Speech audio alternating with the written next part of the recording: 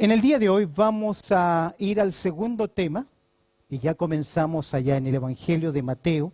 Y por favor abre tu Biblia allá en el capítulo 24.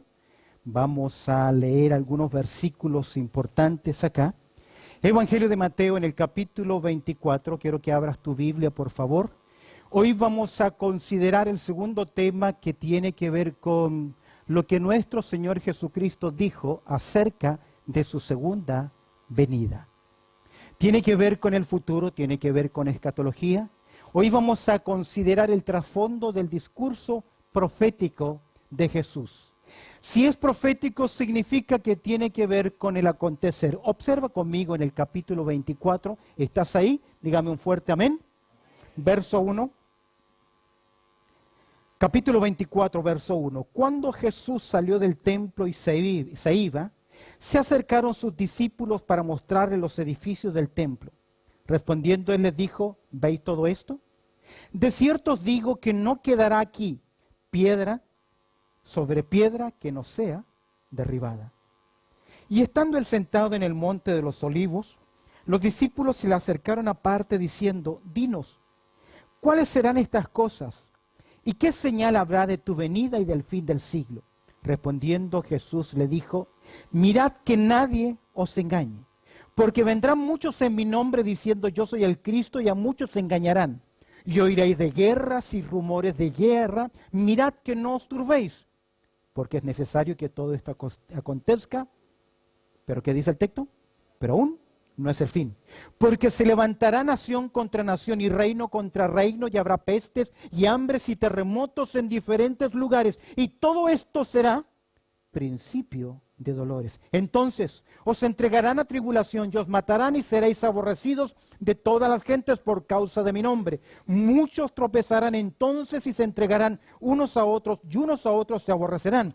Y muchos falsos profetas se levantarán y engañarán a muchos. Y por haberse multiplicado la maldad, el amor de muchos se enfriará. Mas el que perseverare hasta el fin, este será salvo. Y será predicado este evangelio del reino en todo el mundo para testimonio a todas las naciones. Y entonces vendrá el fin. Refrescando un poco la memoria. Dijimos que hacia el futuro, en el calendario profético, tenemos tres eventos que tienen que ver con la persona de Cristo Jesús y con su pueblo. Ya hemos hecho mención de que la Biblia habla de cuatro grupos de seres racionales, que Dios ha trazado un plan y un propósito. Pero en el devenir de la historia, el próximo acontecimiento sobre esta tierra será ¿qué? El rapto de la iglesia. El siguiente acontecimiento importante que tiene que ver con la persona de Cristo Jesús será ¿qué? Su revelación. Y el último acontecimiento que tiene que ver también con la persona de Cristo Jesús será ¿qué? El trono blanco. Por lo tanto tenemos rapto, revelación y trono. Ahora, sabemos que entre el rapto y la revelación, ¿qué hay? Y sabemos que entre la revelación y el trono blanco, ¿qué hay? Un reino, un período milenial. Con eso en mente, quiero que observes conmigo Mateo capítulo 24. Y ya hemos dicho, hablando acerca del discurso de nuestro Señor Jesucristo, hemos dicho en primer lugar que este evangelio, el evangelio de Mateo, 28 capítulos, escrito por Mateo, un discípulo del Señor, escrito con la finalidad de contestar tres preguntas a su auditorio. Cada evangelio, cada libro de la Biblia no está escrito en un vacío histórico. Siempre obedece a un para qué, siempre un propósito. Y Mateo tenía en mente tres preguntas de sus paisanos. Primero, ¿qué pasó con el rey de los judíos? ¿Recuerdas que Juan 1:11 dice que a los suyos vino? ¿Y los suyos qué? ¿No le recibieron? ¿Qué pasó? ¿Era realmente Jesús el Mesías? ¿Qué dice Mateo? Esto aconteció para que se cumpliese lo dicho. Mateo demuestra que nuestro Señor Jesucristo es el gran Mesías prometido. pero también Mateo registra para nosotros qué pasó con ese reino prometido. Fue presentado, fue profetizado, fue presentado, pero ese reino oficialmente, a través de los líderes religiosos, ¿fue qué? Rechazado. En el capítulo 10 de Mateo, Jesús envió a sus discípulos solamente a Israel. Pero en el capítulo 16, después de anunciar la iglesia, Jesús le prohibió a sus discípulos que le anunciaran como rey. Porque pocos días después el Señor haría su entrada en Jerusalén. Y el profeta y el evangelista Lucas dice, si tan solo supieses cuál es este tu día. Porque la profecía decía que entraba el Rey de Gloria, en humilde, sentado en un pollino. Pero los ojos de Israel estuvieron, ¿qué? Ciegos. Porque después de esa entrada, día domingo, días después, frente a Pilato, toda la nación de Israel que le dijo, crucifica a Jesús y libéranos a Barrabás, el revolucionario. Los suyos, ¿qué? No le recibieron. El reino que fue ofrecido, el reino fue prometido a Israel, y Mateo nos dice, ¿qué papel ocupa quién? La iglesia del Señor Jesucristo. Ahora, en este discurso profético de Mateo capítulo 24, en este discurso, es el discurso más importante que hay con respecto al futuro. Jesús nos revela características del tiempo del fin, hasta el establecimiento de lo que se le llama el nuevo orden.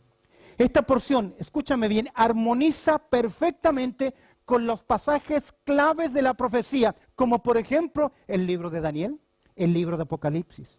Aún es interesante, si usted lee el libro de Zacarías, en el capítulo 13 dice que 2/3 de la población de Israel van a morir y que 1/3 será protegido. Usted lee Apocalipsis capítulo 12 y se dará cuenta. Jesús dice que por amor de los escogidos, aquellos días serán acortados. Armoniza perfectamente. Este sermón del monte fue pronunciado por Jesús. En el monte lleva su nombre, al monte de los olivos. Este discurso fue registrado por 3 de los 4 evangelistas. Mateo, Lucas y también Marcos. Marcos en el capítulo 13. Lucas en el capítulo 21 y Mateo en el capítulo 24-25. Ya diferencia un poquito. De tanto de Lucas como de Marcos, Mateo lo organiza de una forma más temática porque tiene en mente su propósito, que es ¿quién es Jesús? ¿Qué pasó con el reino? ¿Y qué es la iglesia? La ocasión del discurso se presenta en Marcos, allá en capítulo 13, verso 3, que es la lectura paralela. Encontramos que Jesús no va a hablar con todos los discípulos. Jesús va a dar respuesta a 4 discípulos que se acercan a él. En Marcos capítulo 13 dice, y se sentó en el monte de los olivos, frente al templo. ¿Y qué dice el texto? Marcos 13:3. Y Pedro, ¿quién más? Jacobo, ¿quién más? Juan y Andrés, ¿qué hicieron? Le preguntaron aparte. A 2 días de celebrarse la última Pascua, a 3 días de la crucifixión del Señor Jesucristo. Ahora, estas 3 preguntas son importantes. Ahora, déjame decirte algo, que esta respuesta, esta porción de Mateo 24-25, tiene gran importancia y en primer lugar, permíteme darte 3 razones de la importancia de este pasaje. Primero, Mateo 24 y 25 es la verdad profética, escúchame bien, más comprensiva sobre la segunda venida de Cristo a la tierra del Nuevo Testamento. Es una verdad profética y es la más comprensiva. ¿Por qué te digo esto? En 1 Corintios capítulo 15, Pablo habla de la resurrección. En 1 Tesalonicenses capítulo 4, verso 13 al 18, Pablo habla acerca de la venida de Cristo por la iglesia. Pero solo en esta porción de Mateo 24, 25 se nos habla acerca de este acontecimiento. ¿Cuál es? La revelación de Cristo. Y se nos dan detalles tremendamente interesantes, pero ojo, que la pregunta que hacen los discípulos en el texto griego es una sola, que incluye tres partes. Tiene que ver con el templo, tiene que ver con su manifestación como Mesías y tiene que ver con su reino. Ahora, déjame decirte algo. Mateo 24, 25 es tan comprensivo, tan lógico, tan clave, que nos explica este tiempo. ¿Cuál es este tiempo? Ahora, ese tiempo de tribulación obedece a algo que Dios le mostró al profeta Daniel en el capítulo 9. En otras palabras, ve con tu Biblia el capítulo 9 del libro de Daniel, que se le denomina las 70 semanas de Daniel. Ahora, esta es la verdad más comprensiva sobre la segunda venida y Jesús resume todo lo que tiene, todo lo que va a ocurrir, lo que tiene que ver durante este tiempo. Entre paréntesis, mientras buscas Daniel, si tú lees bien, y vamos a compararlo en el siguiente estudio, cuando hablemos de 10 señales de la segunda venida visible de Cristo a la tierra, vamos a compararlo con el libro de Apocalipsis capítulo 6 y capítulo 7. Pero esta porción Jesús resume capítulo 6 hasta el capítulo 19 del libro de Apocalipsis. Y da la respuesta a la última semana de Daniel. ¿Estás en el libro de Daniel? Amén. Los que no están pueden mirar en pantalla. Mira lo que Dios le va a revelar a Daniel. Daniel está en el exilio, la nación de Israel se fue llevada cautiva, el tiempo se ha cumplido y Daniel ora diciéndole a Dios, Dios, vas a permitir que regresemos nuevamente a Jerusalén, ya que Jerusalén fue destruida por la invasión del imperio babilónico. Mira la respuesta de Dios. ¿Qué le dice Dios a Daniel? Verso 24. 70 semanas están determinadas sobre quién. Tu pueblo, ¿cuál pueblo? Israel. Y sobre tu santa ciudad, ¿cuál ciudad? Jerusalén. Porque Daniel oraba mirando hacia dónde. Dios enseñó a la nación de Israel que debían orar por la paz de Jerusalén. Porque de ese lugar saldría Silo, la paz, el libertador. 70 semanas, esta es una expresión hebraica que significa 70 veces 7. Multiplique, ¿cuánto es? 490, describe 490 años. Que Dios establecería, ¿con qué propósito? 70 semanas están determinadas sobre tu pueblo, sobre tu santa ciudad. ¿Qué viene después? ¿Qué viene después? Viene un para. Para. ¿Qué es un para? Propósito. Cada vez que usted encuentre un para en la Biblia, pare. Y pregunte, ¿cuál es el propósito? ¿Por qué Dios determina 140 años?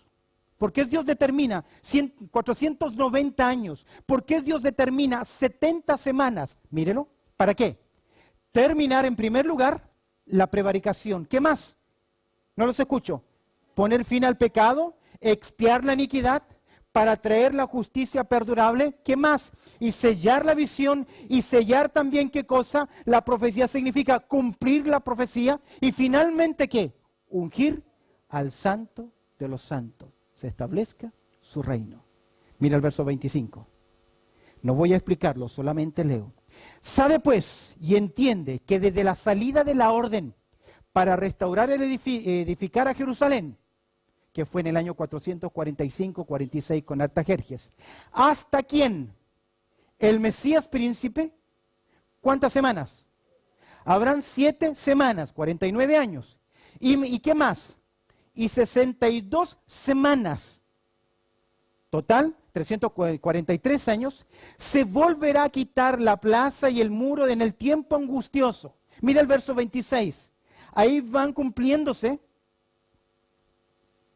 ¿cuántas semanas? 69, ¿cuánta falta? Una. Y después de las 62 semanas, más las 7 son 69, después de las 62 semanas, ¿qué ocurriría? Se quitará la vida al Mesías, ¿qué? Mas no por sí. Wow.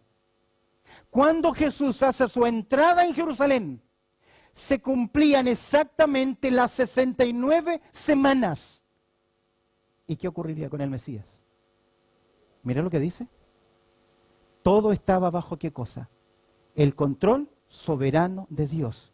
Y después de las 62 semanas, no en la número 70. Y aquí se produce, por así decir, un paréntesis.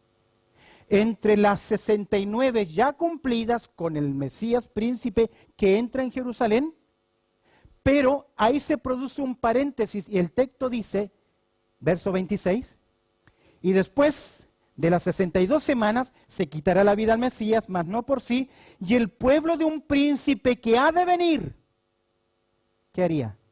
Destruiría la ciudad y el santuario, y su fin será con inundación. Hasta el fin de la guerra durará la devastación.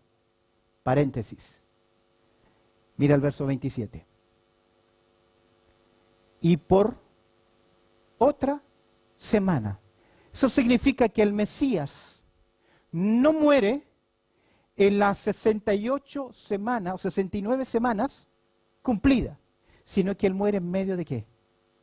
De un paréntesis. Y observa ahora. Verso 27, ¿qué dice? Y por otra semana. ¿Cuánto tiempo? ¿Cuántos años? Por otra semana, que se le llama la última semana de Daniel, que proféticamente se le llama Jeremías 37, tiempo de angustia para Jacob. Y que si usted lee en Zacarías capítulo 13, será un tiempo de mucha muerte en la nación de Israel, de mucho dolor, porque Dios le preparará ¿para qué? Cerrar la profecía, sellar la visión y ungir ¿a quién? Al santo de los santos. Esta promesa fue dada ¿a quién? Daniel, tu pueblo. Daniel, tu santa ciudad. Y por otra semana, mira qué interesante, la última semana, confirmará el pacto con muchos. ¿Quién va a confirmar el pacto con muchos? Ese príncipe que ha de venir. Sabemos que es el tirano, el anticristo. A la mitad de la semana, ¿cuántos años? 3 años y medio. ¿Qué va a hacer? ¿Hará cesar el sacrificio y la ofrenda? Eso significa que los judíos durante este tiempo, ¿qué van a hacer?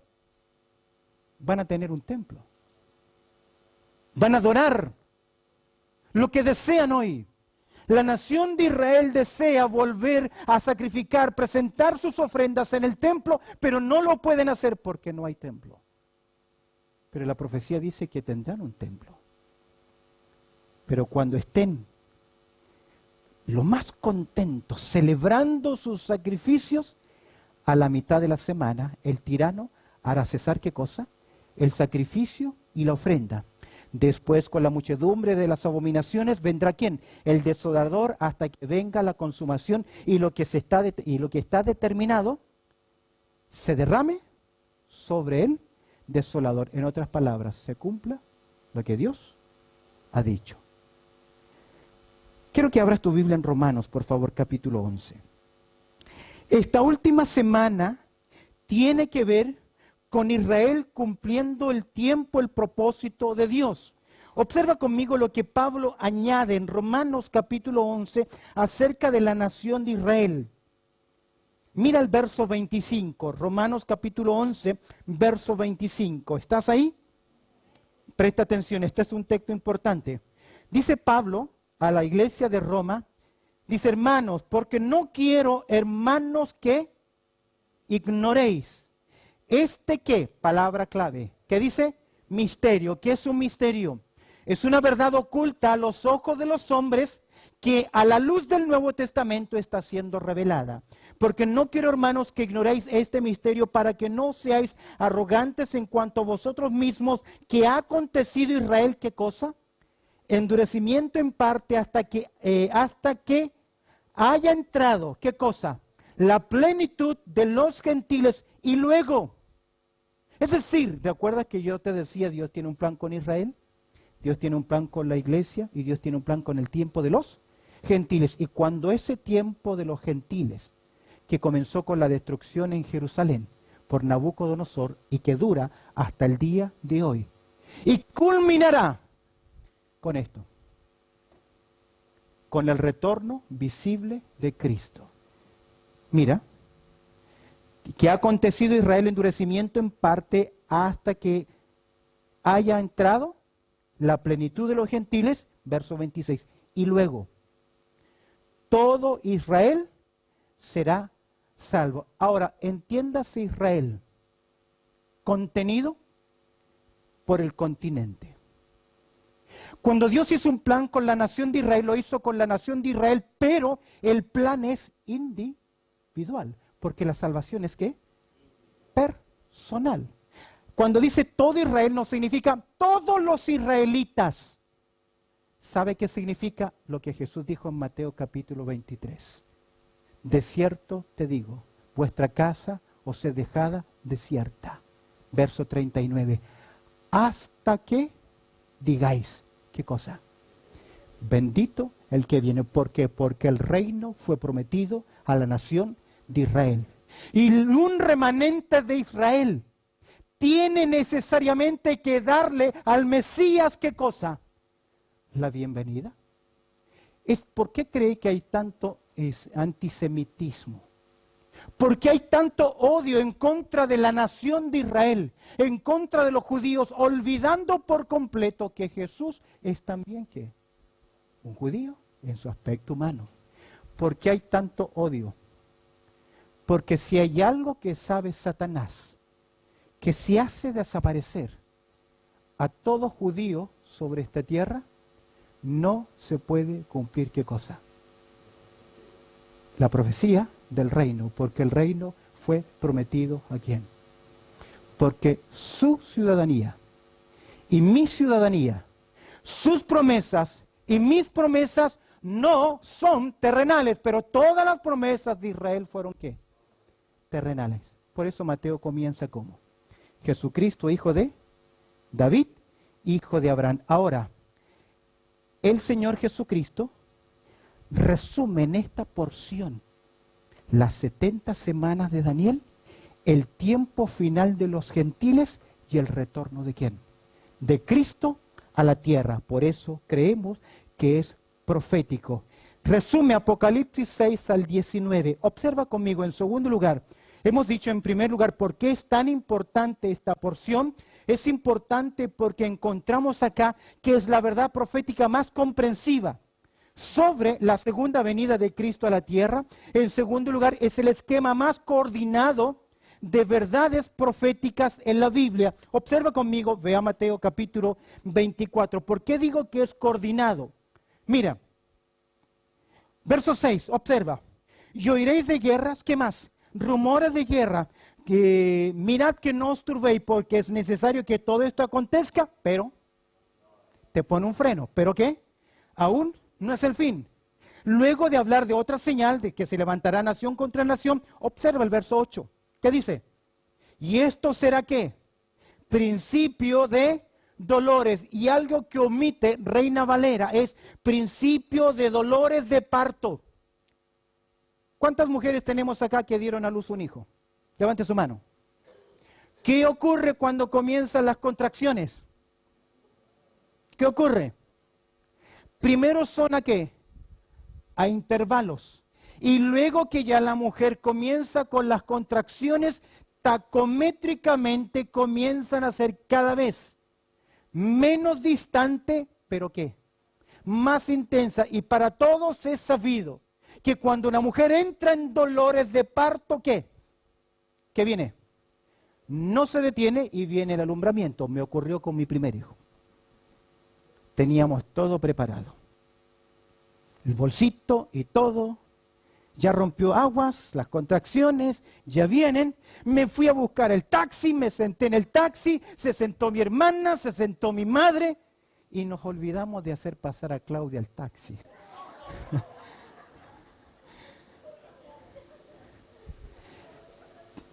Pero, bueno, no nos fuimos, no. Ya comenzaron los dolores de parto. Mira, ¿por qué digo coordinado, tan coordinado? Versos 24. Vamos a mirar 10 señales del retorno de Cristo que concluyen con el verso 30. ¿Qué dice? ¿Cómo comienza? Verso 30, 24, 30. Entonces, ¿qué? Aparecerá la señal. Observa conmigo, Biblia abierta. Verso 9, ¿cómo comienza? ¿Qué dice? Entonces, verso 16. Entonces, verso 23. Entonces, verso 29. Inmediatamente, ¿qué? Después, ¿te das cuenta cómo es el esquema más que coordinado que hay? E inmediatamente después, tercero, y algo muy importante. Hemos dicho en primer lugar sobre la importancia de este pasaje, que es una de las verdades más importantes. En primer lugar, es una de las profecías más comprensivas que nos explican ese tiempo. Segundo lugar, es el esquema más coordinado. Nos dice claramente cuál va a ser qué, el acontecer. Para mí entender, verso 4 al verso 8, primera mitad del tiempo de la tribulación. Y desde el verso 9 en adelante, segunda mitad del tiempo de la tribulación. Pero observa algo más. Creo que la respuesta más conclusiva, más clara, para los que pretenden fijar ¿qué? Fecha para el retorno de Cristo. Hoy en día existe una teología especulativa. ¿Ven lo que está pasando en el Medio Oriente? Oh, ya viene todo, y comienzan a decir, ya viene el Señor. Yo sé que viene. Lo que nadie puede afirmar es, ¿cuándo viene? No me gusta esos predicadores sensacionalistas que ya quieren dar fecha, porque aún en Hechos capítulo 1, verso 6, los discípulos le preguntan al Señor, ¿vas a restaurar el reino de Israel ahora? Jesús les dice, no les toca a vosotros saber los tiempos y las sazones. Pero a través de la historia, siempre el hombre ha querido, en su fascinación, pretender decirnos cuándo viene el Señor. En el segundo siglo, un personaje llamado Marción, que andaba con dos mujeres que eran profetisas, iban anunciando, el Señor viene, ya viene, y dieron fecha. En el año 1834, Guillermo Miller dijo que el 21 de marzo de ese año venía el Señor, y toda su congregación ese día 21 a la tarde se fueron al cerro, lo más alto, se subieron a los árboles y esperaron. ¿Por qué a los árboles? Porque querían ahorrar tiempo.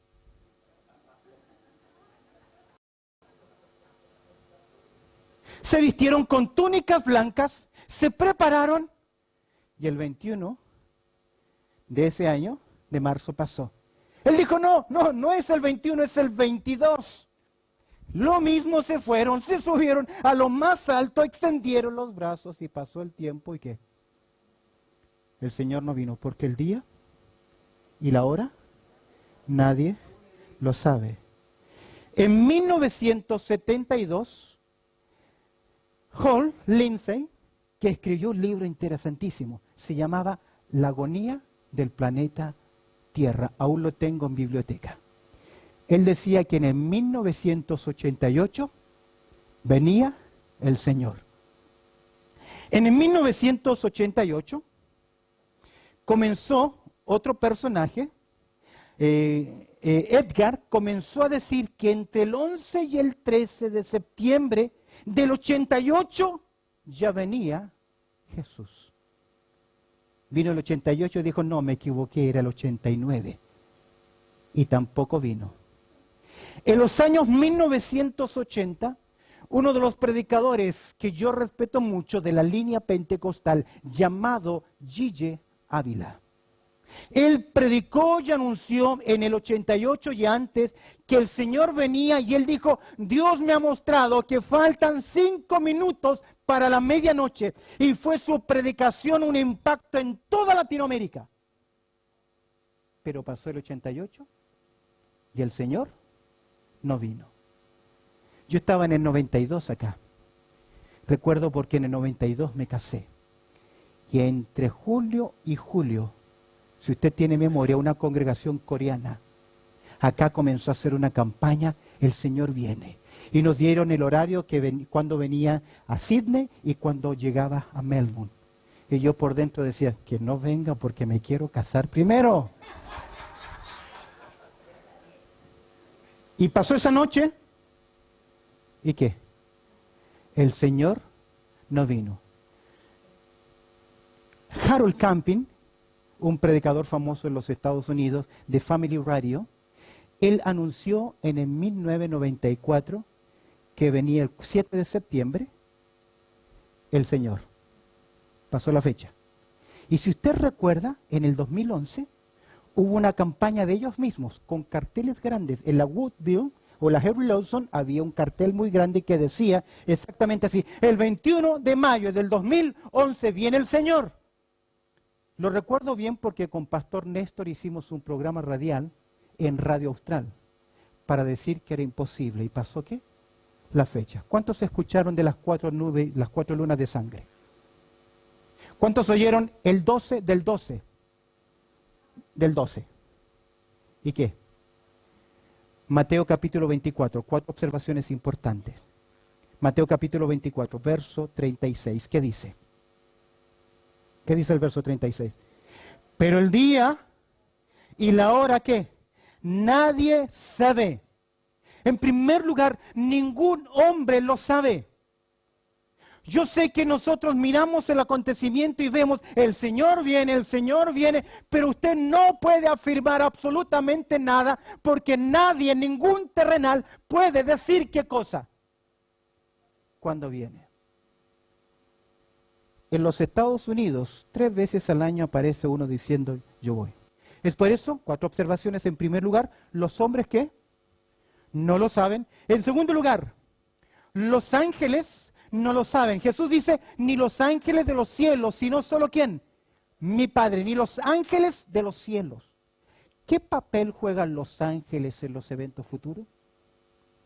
Si usted ha leído bien, al final del tiempo, Dios enviará a sus ángeles y apartarán a unos a la derecha y a otros a la izquierda. Van a tener gran participación porque aun cuando venga este acontecimiento, el Señor vendrá con voz de mando y con voz de arcángel.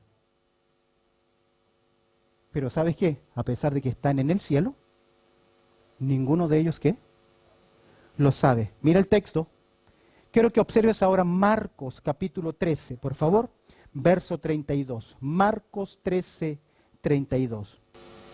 Pero de aquel día y de la hora, ¿qué? Nadie lo sabe. Los hombres no lo saben. Segundo lugar, los ángeles, ¿qué? No lo saben. Y en tercer lugar, ni el Hijo del Hombre. Wow, y esto suena fuerte. ¿Quién es el Hijo del Hombre? Jesús. ¿Y qué está diciendo? El hombre no lo sabe, los ángeles no lo saben, y en aquel momento, la persona de Cristo Jesús, tampoco ¿qué? ¿Cómo es eso? ¿No Él es Dios? Sí, Él es Dios. Pero cuando Él vino a esta tierra, vino en completa ¿qué? Humildad. En su conciencia humana, pero yo creo que en el momento en que el Señor lo resucitó, Él tiene claro cuándo vendrá. El hombre no lo sabe, los ángeles no lo saben, el Hijo del Hombre no lo sabe, ¿qué? El Padre sí lo sabe. Y esto es excluyente. No, por favor, no le crea a ningún chiflado que le diga, este es el día, esta es la hora, este es el momento, porque si no Dios dice que no lo sabe el hombre, no lo saben los ángeles, no lo sabía Cristo, solo lo sabe ¿quién? ¿Y usted cree que Dios se lo va a decir a quién? ¿A usted? Ahora, ponte a pensar, ¿qué pasaría si el Señor viniese ya? ¿Qué pasaría si viniera hoy? ¿Sabe por qué no nos ha dicho cuándo viene? Por 2 razones. Primero, porque hay gente tan pecadora que si sabe que viene mañana a la noche, no va a arrepentirse. ¿Hasta cuándo? Hasta el último momento. Porque ¿cuántos de ustedes han sido llamados por el Señor? Se les predicó la palabra de Dios. ¿Y qué dijeron? Después. Imagínense si tuviésemos exactamente el día, el momento. Usted sabe, quiero hablar sobre el escenario del discurso de Jesús. Mira conmigo Mateo capítulo 24, dame unos minutitos más, por favor. ¿Estás ahí? Mateo capítulo 24, verso 1 y 2. Dice, cuando Jesús salió del templo y se iba, se acercaron sus discípulos para mostrarle los edificios del templo. Respondiendo, él les dijo, ¿veis todo esto? De cierto os digo que no quedará aquí piedra sobre piedra que no sea derribada. En primer lugar, quiero que veas el escenario del discurso de Jesús. Avancen allá atrás, por favor. Primero, la presunción judía con respecto al templo. Primero, ¿lo tienes ahí? Verso 1. Cuando Jesús salió del templo y se iba, este templo era una de las maravillas más grandes. 60 años se tardaron en terminarlo. Columnas de mármol, con planchas de oro. Un espectáculo. Al atardecer, cuando le pegaba el sol, brillaba. Era el orgullo nacional. Cuando Jesús salió del templo, se acercaron a sus discípulos para mostrarles ¿qué? Los edificios del templo. Marcos dice que salieron para mostrarles las piedras del edificio. El orgullo nacional. Segundo lugar, mira el verso 2. La profecía tocante al templo. ¿Qué dice? Respondiendo él, este es Jesús, les dijo. ¿Qué le dice Jesús? ¿Veis todo esto? ¿Cómo no lo iban a ver? Es un gran espectáculo, era su orgullo, su templo, su gloria terrenal. De cierto os digo, no era un simple templecito, no era solamente una parte, era toda una estructura, era toda una obra de ingeniería. Había pasajes, había patios, etc. Respondiendo, él le dijo, veis todo esto, de cierto os digo que no quedará aquí. Y esta es una profecía, piedra sobre piedra, que no sea derribada. Jesús anunció cómo sería destruida Jerusalén. Y eso motivó a los discípulos, verso 3, a hacer la siguiente pregunta. Y estando él sentado, verso 3, en el monte de los olivos. Algo importante, solo se sentaban ¿quiénes? Los rabinos. Y solo se sentaban para dar una clase de autoridad. ¿Usted sabe cómo se llaman las lecturas que dan los grandes profesas en las universidades? Cátedra. Y viene del término griego, cátedra, que significa sillón. Porque las enseñanzas más fundamentales se daban desde que los alumnos hebreos se sentaban alrededor de los grandes maestros. Jesús toma una postura de autoridad, de enseñanza, para con los discípulos. Sentándose, los discípulos se le acercaron aparte diciendo, ellos oyeron el lamento de Jesús, verso 37, vuestra casa es ser dejada desierta. Ellos oyeron el mensaje de Jesús, esta Jerusalén, este templo va a ser ¿qué? Destruido. Y ellos ¿qué preguntan? Dinos, ¿cuándo serán estas cosas? ¿Y qué señal habrá de tu venida y del fin del siglo? Escúchame bien, una sola pregunta es en el griego, pero en 3 partes. Ahora presta atención, que aquí ya lo voy a dejar. Mateo no da respuesta aquí a la primera parte de la pregunta, pero sí da respuesta a la segunda y tercera parte. ¿Cuál es la primera parte? Mire el texto. ¿Cuándo serán estas cosas? ¿Qué cosas? La destrucción del templo. ¿Sabes quién da esa respuesta? Lucas en el capítulo 21.